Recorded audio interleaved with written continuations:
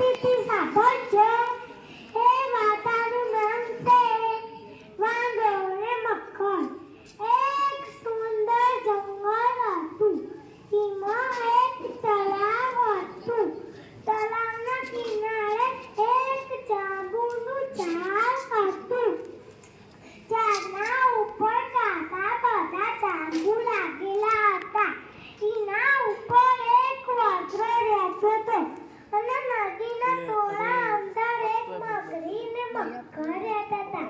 ને મક્કર રોજ એના જોડે તરતું આવતો અને વાંદરો એના મીઠા મીઠા જાંબુ તોડીને આવતો. અને એક દાડે એ મક્કરે કીધું કે વાંદરાભાઈ આ થોડા જાંબુ વધારે આવ્યો. મારા મક્કરી ઓલે લઈ જવા છે. અને એ મક્કરીએ કીધું કે આટલા જાંબુ